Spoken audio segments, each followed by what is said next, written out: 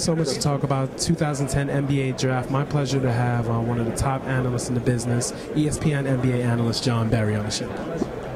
Thank you. I was always wondering, you grew up in, of course, a talented basketball family. Your dad's a Hall of Famer, and you had 3 other brothers that played exceptionally well in college and in the pros.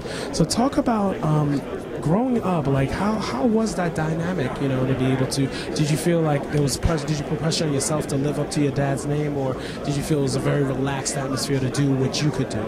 Yeah, you know, we were pretty relaxed. My dad never really pressured us to play. We just kind of gravitated to it. I mean, obviously that was his job, and we could go to the games and be ball boys and be around all these NBA players, and that was our life. And it wasn't something that was looked at like, wow, you know, my dad's an NBA player, and we were in awe of it. That was his job, and so we all just gravitated to basketball. My grandfather was really the guy that taught us the fundamentals of the game, and he was a great coach in his day as well.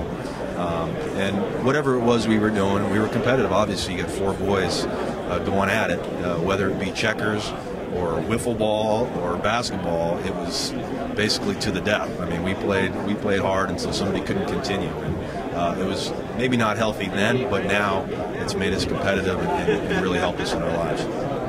Now, NBA Finals, wow, one of the most exciting finals in recent years. I've never seen defense like that in the fourth quarter. I mean, when the ball was there, they were rotating. I mean, they were swarming the Lakers. I mean, talk about that defensive performance by that team overall. Well, it was 2 great defensive teams, and you know, usually when you talk Lakers, you don't talk defense. You know, obviously Magic Johnson in the 80s started the Showtime, and it was always run and gun, and you don't talk about defense.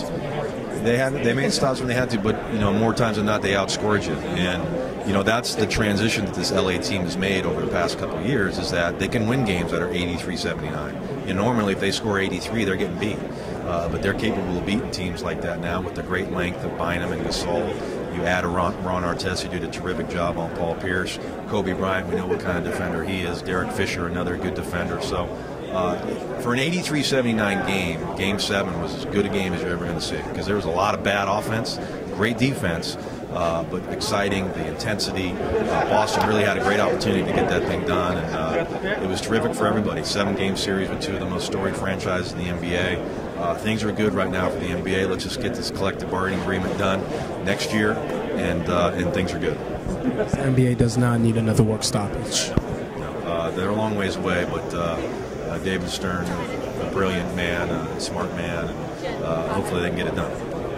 Now this NBA draft, talk about, like I've asked a couple people about, you know, looking at the film, we all know about John Wall, DeMarcus Cousins, Derek Favors, Evan Turner, et cetera, et cetera. Any players that catch your eye that are projected late first round, second round, or maybe even free agents?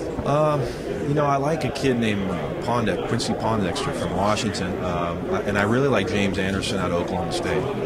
6'6" guy, great NBA body, can really score. You know, you average 22 points a game in a legitimate conference in college, you can play. So I really like him.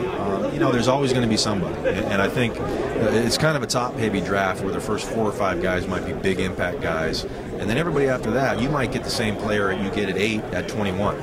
And it's just a matter of the system that they get into, and if it's the right system. And you know, they're good players. I don't know, there's a lot of stars, but there's a lot of good players. And again, it all depends on the style of play you go to, the teammates you have, and where you fit in. And a lot of these guys could make great contributions as soon as next year. One question for you: the free agent bonanza coming up after July 1st, and are we going to be disappointed? Pretty much, is everyone going to sign with their teams? Like, it seems like it's going to be a big tease to me. Well, a lot of teams are just positioning themselves right now to make a run. I mean, Chicago, we already heard when we got here to the draft tonight that they made a move that now has cleared $30 million in cap space. Yeah, so they moved Kirk Heinrich to Washington for a pick.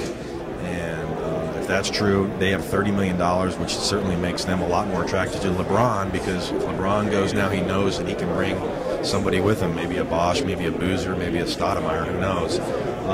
So a lot of posturing and maneuvering. It's going to go on throughout the evening of this draft. You know, who's to say? I think Dwayne Wade stays for sure.